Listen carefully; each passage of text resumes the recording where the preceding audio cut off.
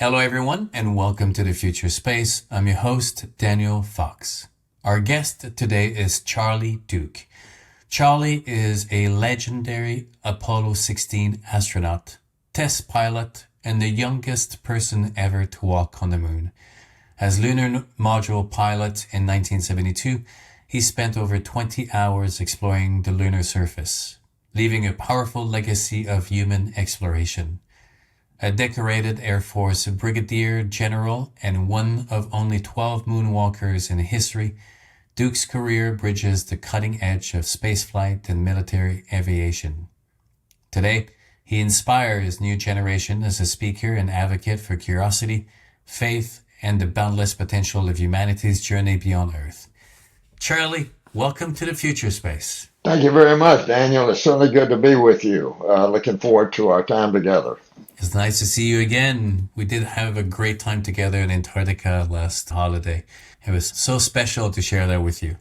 Well, it was a great trip. Thank you for inviting us, and we sure enjoyed being on board with you. It was my last bucket list. That was the only continent I've never visited, and so to get on the continent of Australia, number 7, was a great experience for me. Charlie, what would be 3 words that for you capture the essence of space? Probably I would pick the awesome beauty. Space is, of course, in the daylight, which is all the way to the moon and back, you don't see the stars, but you see the Earth. And if you get right, you can see a planet or two through your telescope that you have for navigation purposes. But the Earth was just suspended up there in the blackness of space. And the first time we came around from the backside of the moon and we were in orbit, we saw Earthrise for the first time. It was breathtakingly beautiful. And another thought I had was, we're a long way from home. I hope this thing holds together. But you see stars on the dark side you see all the stars and the planets come out, and the stars are not twinkling because there's no atmosphere.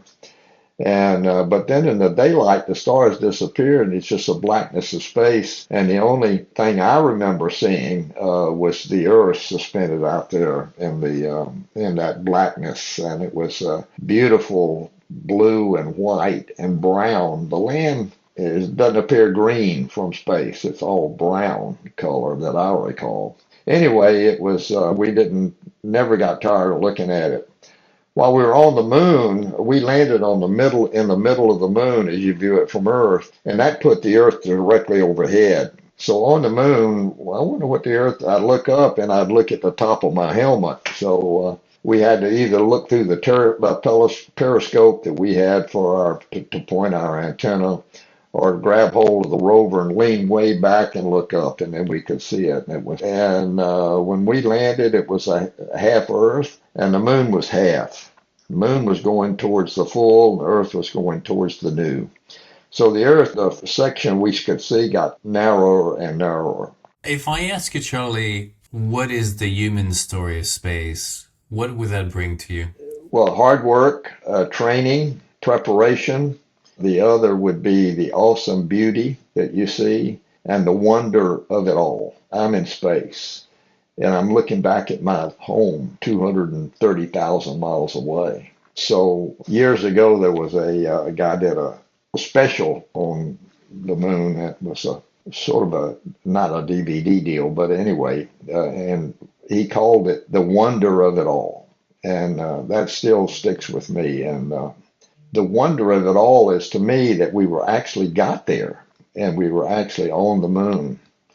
Buzz Aldrin called it magnificent desolation, as a beautiful description of the moon. The moon was, to me, a beautiful place, but it was rugged, hostile, but it had a sense of beauty about it. But looking up at, in orbit, looking out at the Earth as it rose up, that's where I would describe it as just a wonder. Man, look at what we've done. Look at how far we've come. It's an impression that now, over 53 years later, I still have vivid memories. Do you think it's feasible to think that we will have a permanent presence on the moon? I mean, you've been there, you've kind of experienced a little bit of the geographic reality, the physicality of the moon. Does it make sense, or would it be better just to go to Mars or build some space station? Well, I'm not a Mars fan. The Mars mission, 6 months there, 6 months back. You're in extreme radiation the whole way. And we've gotten so good with AI and robots. Why risk people, exposing them to all that radiation? And so I'm for an unmanned exploration of Mars using robotics. And it's a big deal to expose human beings for a year of radiation and have special spacecraft materials and et cetera, et cetera. But I am a proponent of building a space station on the moon.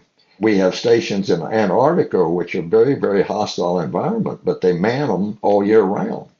So we can do that on the moon, starting with Artemis. Their first landings are going to be like Apollo on the equator. But the final choice for Artemis is to land at near the South Pole, because if there's water on the moon, it's down there in the form of ice. And we have some indications that it's there. So I see us building a space station slowly, incrementally, like we did Space Station.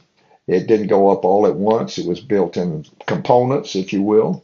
And that would eventually evolve into a permanent manned station on the moon.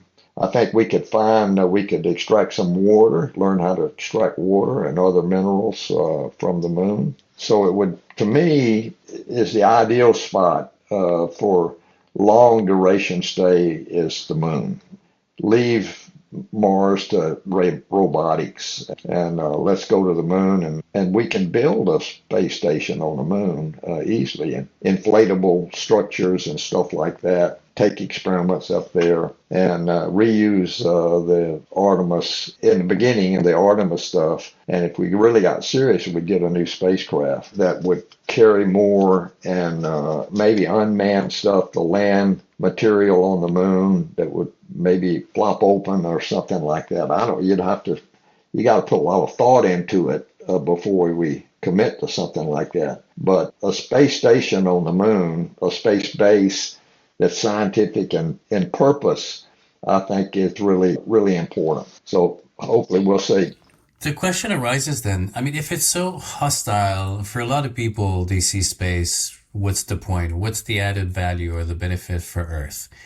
And having a space station on the moon, what exactly would it do to Earth? So what is the value of exploration? What is the value of doing these projects? I think the expansion of knowledge in the early days of can humans even survive in space? We proved we could. We knew we had to protect them from some radiation, so we learned how to do that. And so these long duration stays, people have been in space station for over a year. And that's a long time in space. But they exercise and they stay in shape. And so the muscles don't deteriorate. And on the moon, as you build up your capability down there, the moon is very rich in minerals. Some of the rocks that we brought back, if I remember, 20% aluminum. Other rocks have other resource minerals that we can mine and bring back. There's a helium isotope on the moon, helium-3, that Jack Schmitt on Apollo 17 is now pushing to mine that and bring it back. It's fissionable or fusionable, one or the other. It's radioactive, but when it's put in a reactor, it doesn't leave any radioactive residue. You use it all. And a ton of that helium-3, which we don't have down here on Earth, will, now don't hold me exactly to this figure that Jack gave me, but it'll power New York City for a year. And it was in a nuclear reactor, of course, but it would be no residue left over, so we don't have any disposal problem. So we learned how to mine that, bring that back. And so there are a lot of mining opportunities for some maybe even rare earths and stuff like that. And in the future, we're going to need to think about where we're going to get all this stuff that runs our economy and factories. And you think we're going to be able to figure out solutions for the moon dust? I hear the moon dust is quite a pain to deal with. Well, in Apollo it was because you tracked it all back inside. Outside, it gets all over your suit. You can't brush it off. It's so fine. But we had no trouble walking on it. We had no trouble digging down into it with a shovel. I pounded a 3 meter drill into the moon and collected a 3 meter sample of moon dust. And so we brought that back, and the moon dust is very clingy. And in Apollo, unfortunately, we brought it all back inside in our suits and our boots. But in the future spacecraft, they go, if you're going to use it for back and forth, you need an airlock so that you get it shut off from the crew station, and the suits are in there, and you just leave all the dust and stuff in the airlock, and you get back into a clean spacecraft.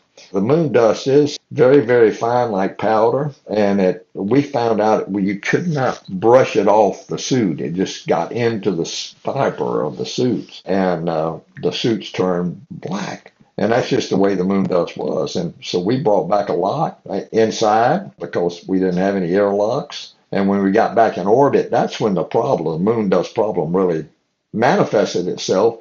All this dust started floating around the spacecraft. It was moon dust everywhere. And we stayed fully enclosed in our spacesuit because there was so much moon dust.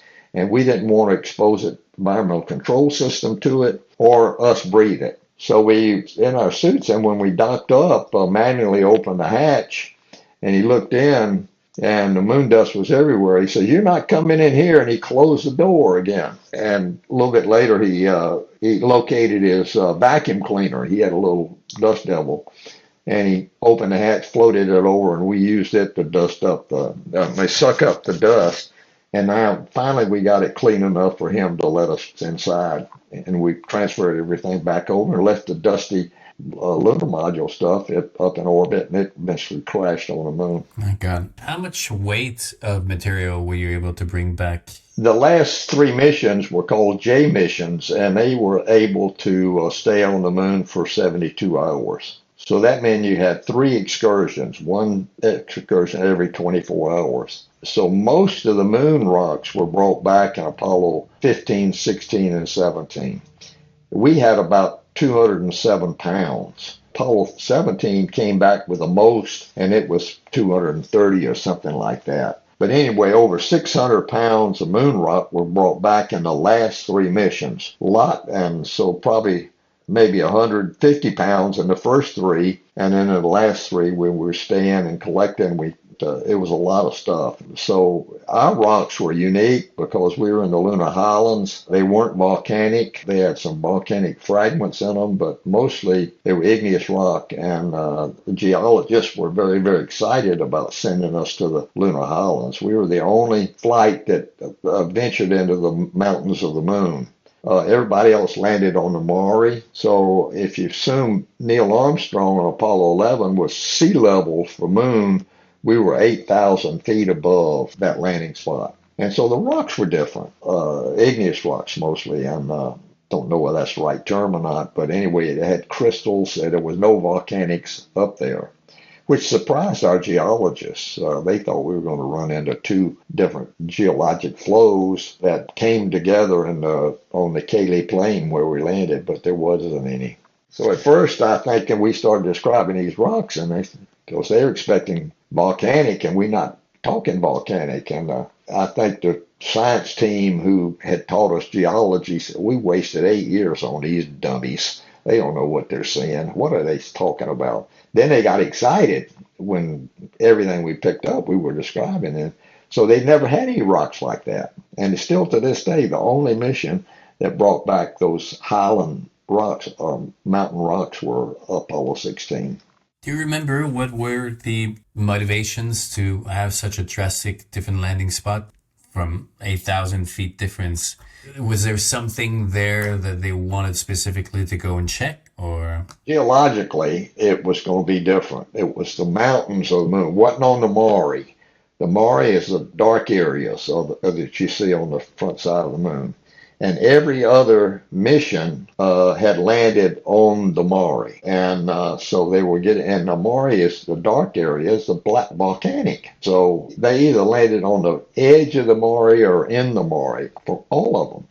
And so we were the only mission that was targeted to the lunar highlands and as scientific. Primarily, they wanted to see what kind of volcanic rocks there were up in the highlands, but there weren't any. So they got very excited about the rocks we were collecting and the rocks we brought back. What were your personal feelings, Charlie, when they announced the Apollo program was to be terminated? Everybody's very sad, of course. On one hand, crew-wise, we were disappointed because we lost 3 landings on the moon, 18, 19, and 20.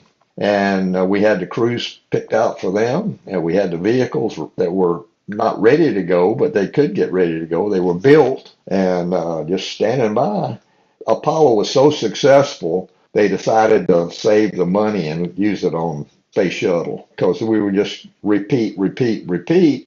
So they'd gotten about all the information that they thought they could garner from the moon through a 17. And so they canceled that. We lost the 3 final missions. And of course, those people that had been selected for the crew were very disappointed. That's just the success of Apollo. We said, we don't need to do this anymore. We got all the information that we can study for years and years and years.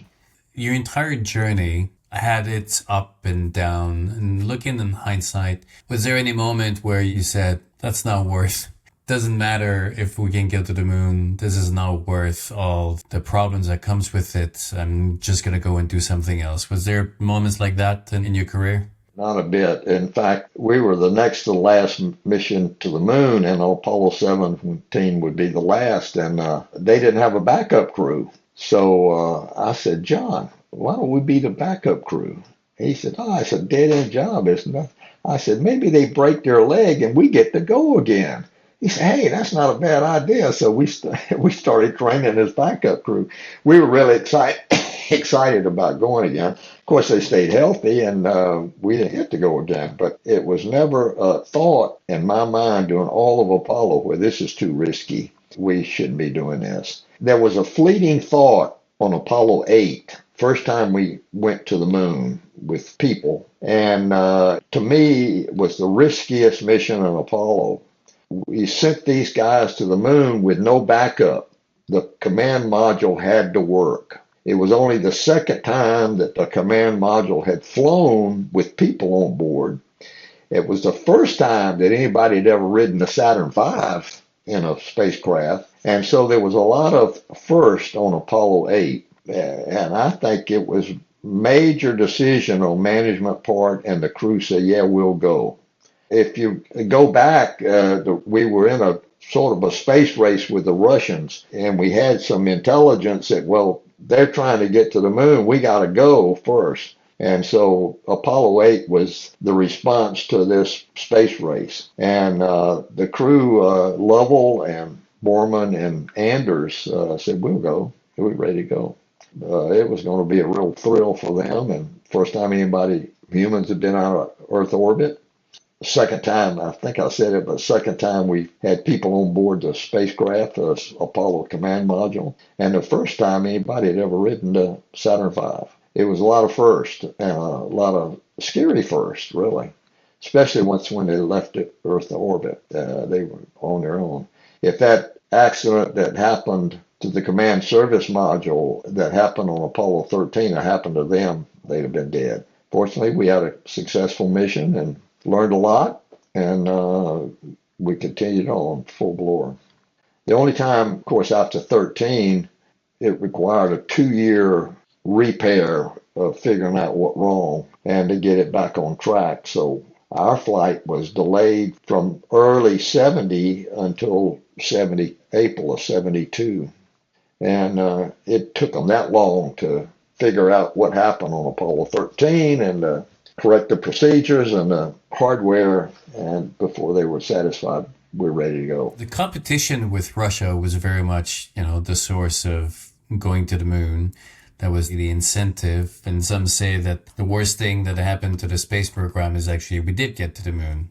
because then after that it took away the incentive. Do you think that like right now the competition that we're with China is also bringing back a certain sense of urgency to get back to the moon? In a way, yeah. We're still probably the space cooperation with the Russians is probably the one area of our relationship with the Russians that's still solid.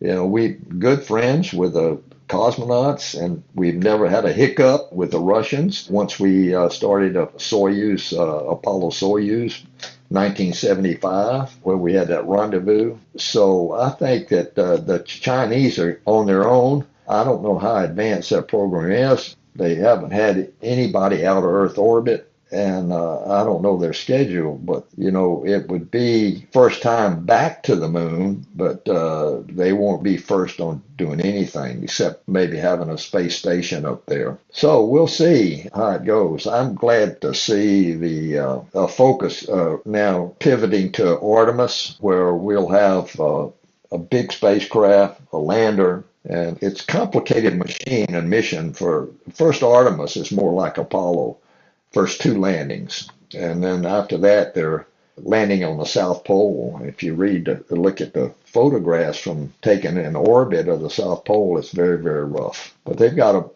basically a fully automatic spacecraft that cameras everywhere and software, and it can guide them in. So, but their lander is 30 meters, probably tall. Ours was 8 or 9.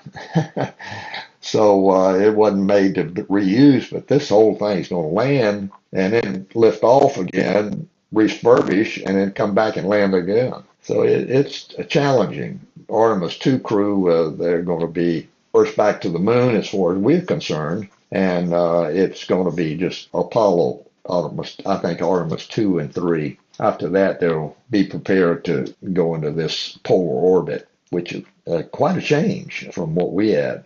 So we'll see. I'm all for it. And we got a copy of the crew. Artemis 2 crew is the first one going to the moon, and there's 5 of them on board. No, 4. And they sent me a copy of their patch. So hopefully we'll stay on schedule. It's supposed to be spring of next year. Spring of next year. In orbit. Yeah. Right? In lunar orbit, yeah. In an equatorial orbit like we had in Apollo. Do you think that the first private lunar landing is not too far behind? Probably. I think the space station, not space station, but SpaceX and Blue Origin, involved with a little company called Phantom Space. We're building a rocket that's more payload-wise. It's smaller and cheaper. And so people, if you got 20 kilos you want to get into space, you come to us.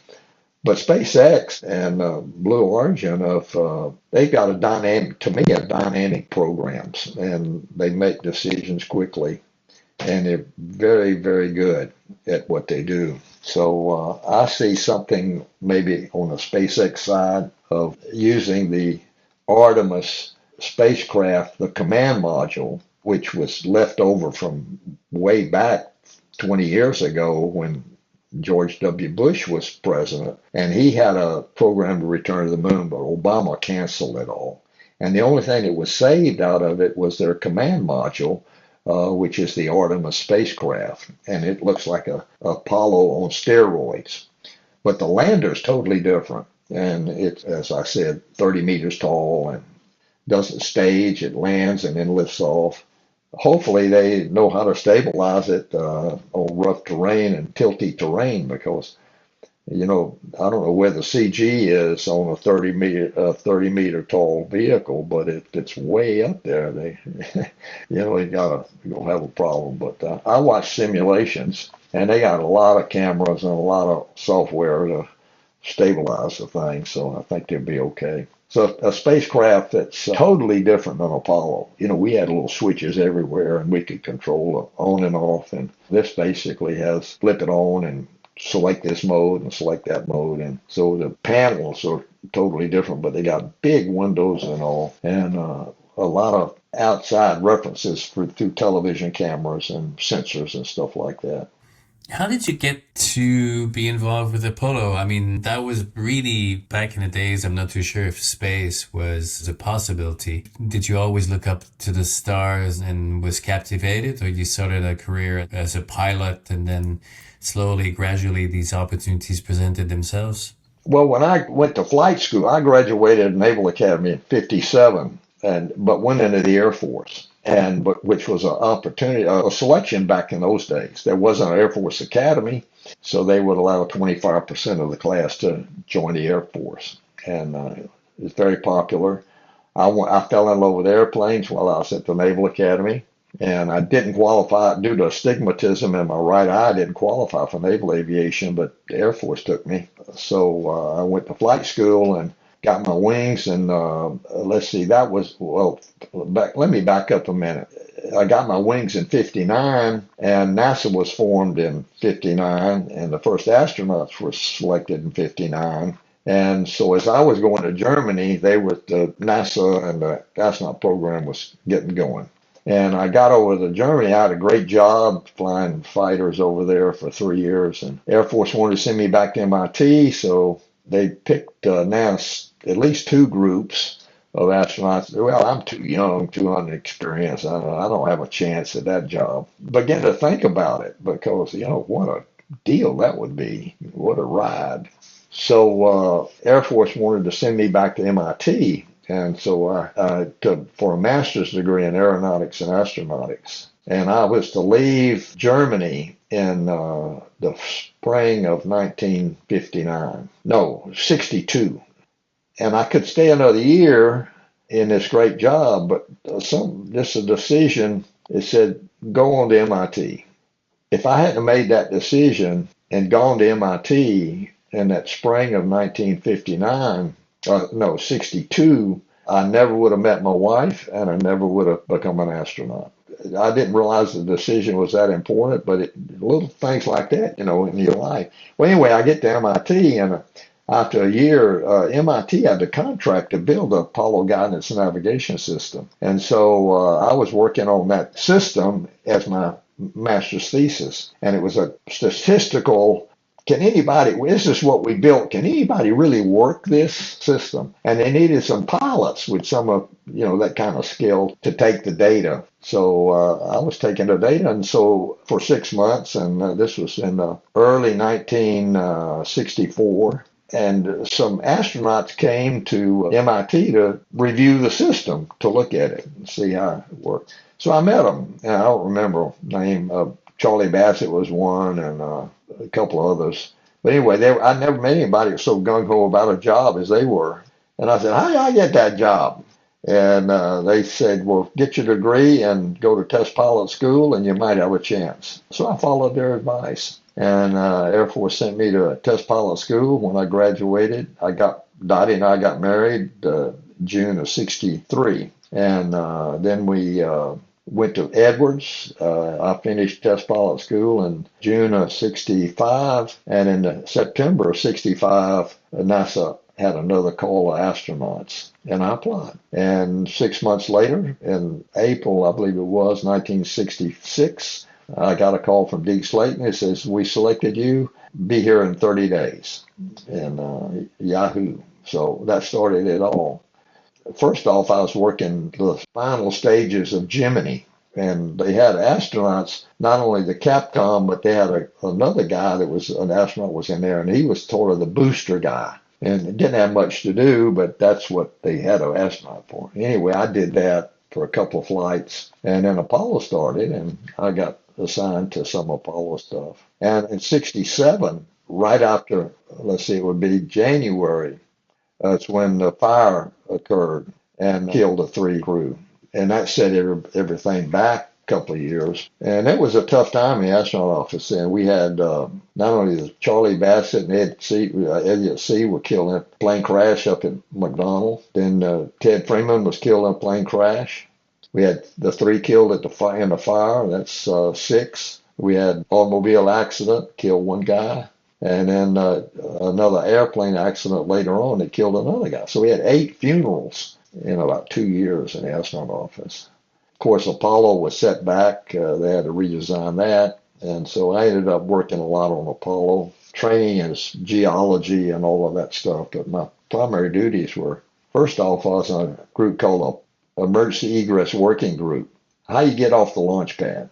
Good question in an emergency. So there were actually two ways: jump out of the spacecraft, hook up to the slide wire, and jump off and go down the slide wire, which was probably the quickest and safest. The other was run across the swing arm down, get in the elevator, free fall down into the catacombs of the launch pad and run into the what they call the blast room down there. And there was a big room that was on springs way down into the pad. Going in, you could close the door, and there was enough supplies in there for 30 days that the crew could stay down there trapped until they were able to dig you out. That was the idea. So I worked on those escape routes and with Stu Russo mostly.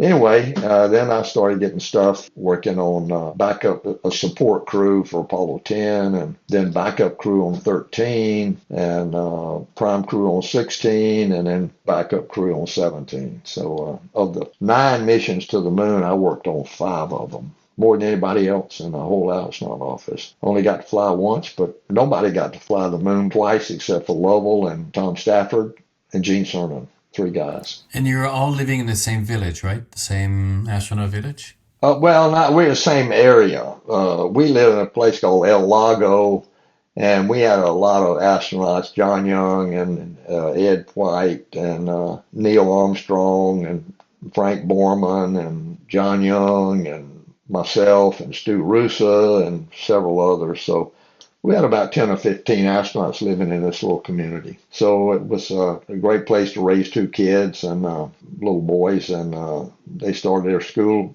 work there while we were still there. And Ed White Elementary School. It was a nice place to live. A lot of astronauts lived in a place called Nassau Bay, which was more upscale neighborhood. But we decided we liked it. We bought a lot next to Bill Anders and built a house right next to him. So he was our neighbor, next door neighbor. So we lived there until 1960. When did I leave? In 1970. 76, I left NASA and started a beer business. I'd taken my eyes off the moon and put them on money.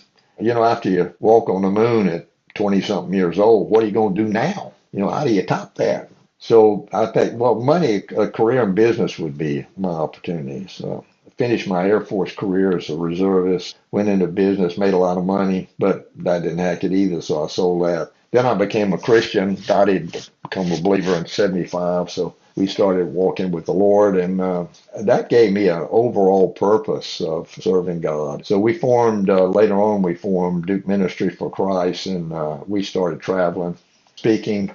And then I was doing motivational speaking also as a moonwalker.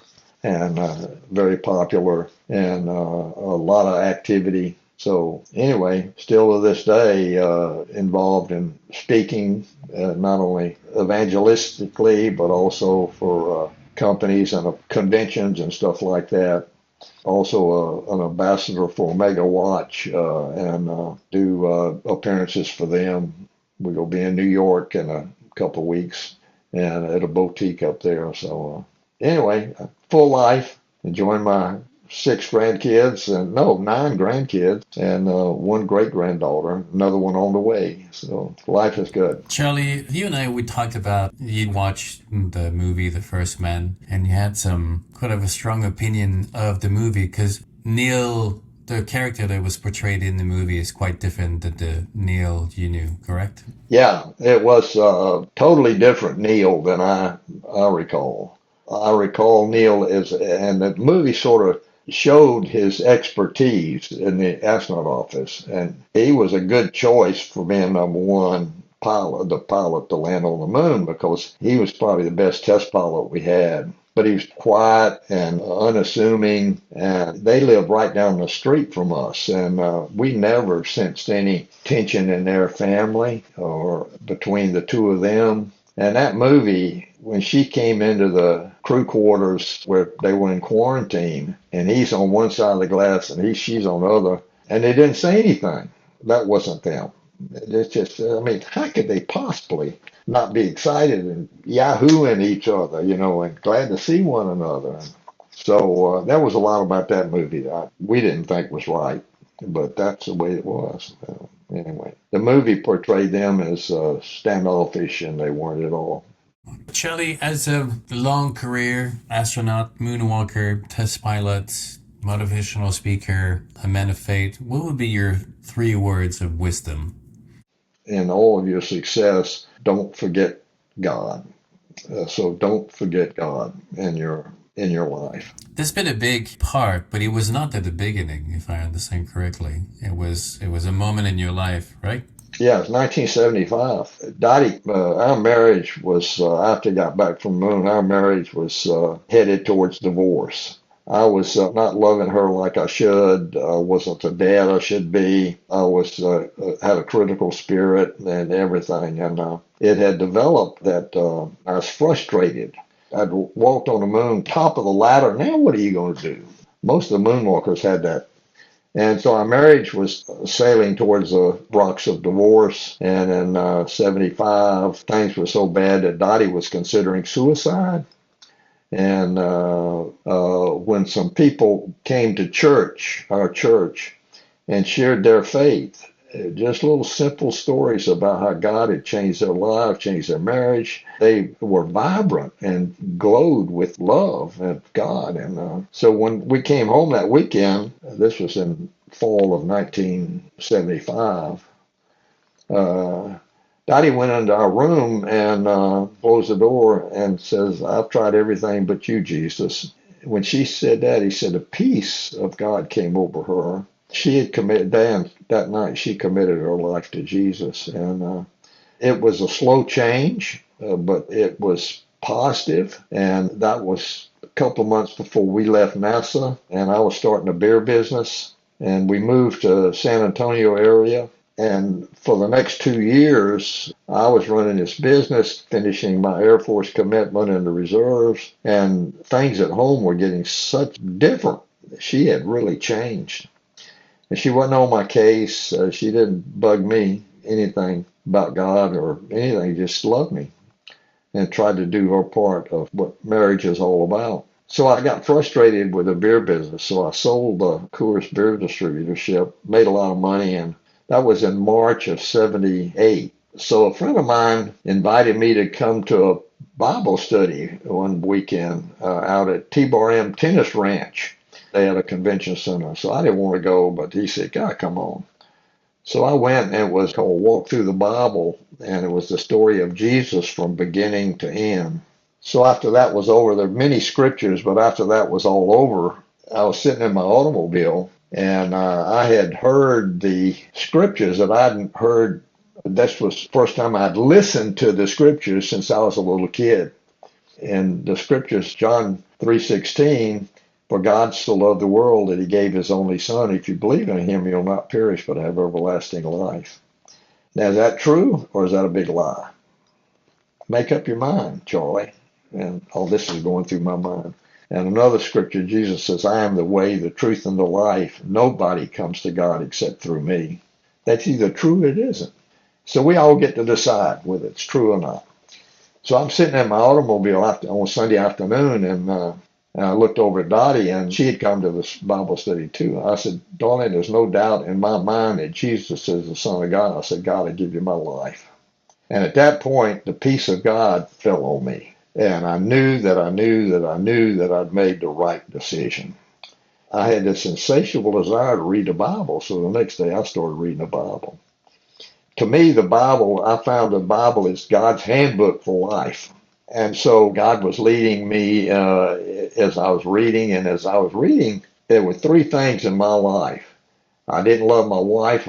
I didn't love my kids. And I had a greedy attitude. So God led me to scriptures. And in one scripture says, in Ephesians, it says, husbands, love your wives as Christ loved the church and gave himself up for her. And I said, Lord, I don't love my wife that way. And I never heard God's voice in my ears, but in my heart I did. It says, you're right, repent.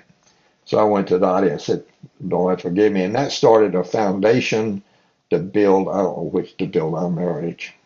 Then I got to Proverbs, and one of the Proverbs, it says, "You have the power of life and death in your tongue."